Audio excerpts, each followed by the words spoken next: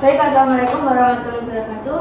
Perkenalkan, nama saya Dara Malak dari MSc Aman 3 NPM 209. Izinkan saya memaparkan materi dari pendekatan corporate social responsibility dan strategi corporate social responsibility. Selanjutnya, untuk latar belakang seiring perkembangan bisnis saat ini, perusahaan tidak cukup hanya mengejar keuntungan. Masyarakat sekarang juga menuntut perusahaan untuk peduli terhadap lingkungan dan sosial.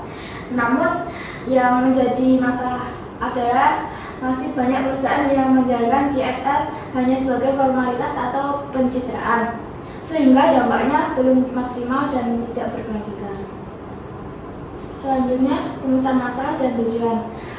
Berdasarkan latar belakang tersebut, kami merumuskan 3 pertanyaan utama, yaitu yang pertama, apa itu corporate social responsibility?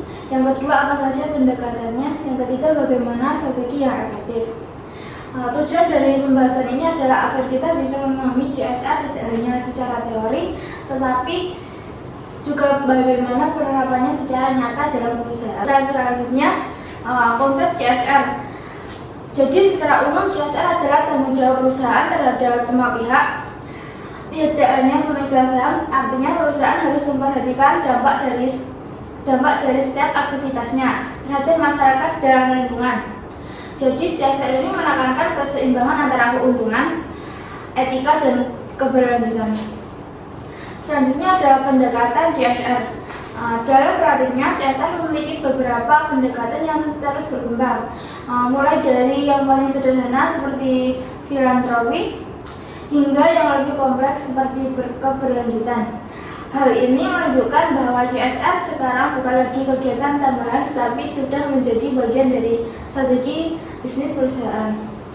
Selanjutnya, filantropi dan kepatuhan.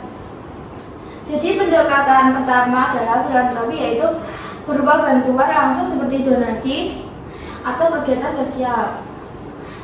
Pendekatan ini cepat dirasakan manfaatnya, tetapi biasanya hanya bersifat sementara.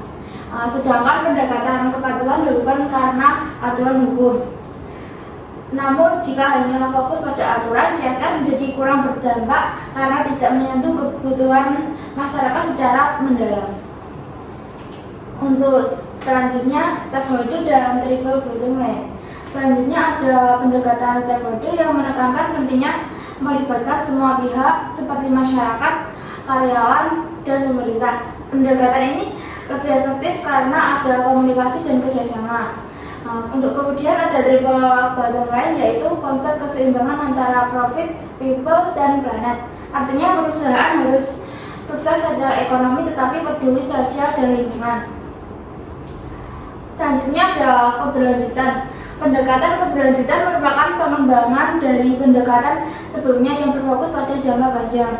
Untuk tujuannya adalah memenuhi kebutuhan saat ini tanpa merugikan generasi mendatang.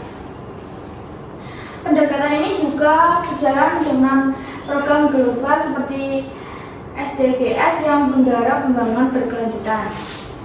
Untuk strategi CSR, agar CSR bisa efektif diperlukan strategi yang tepat. Yang pertama, CSR harus berintegrasi dengan strategi bisnis, bukan hanya kegiatan tambahan.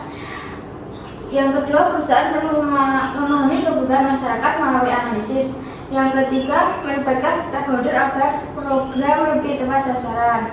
Yang terakhir, dilakukan monitoring dan evaluasi agar hasilnya bisa diukur dan diperbaiki. Untuk selanjutnya, kesimpulannya sebagai penutup, CSR merupakan bagian penting dalam bisnis modern karena menghubungkan aspek ekonomi, sosial, dan lingkungan. Dengan pendekatan yang tepat dan strategi yang terencana, CSR tidak hanya memberikan manfaat bagi masyarakat, tetapi juga meningkatkan reputasi dan daya saing perusahaan.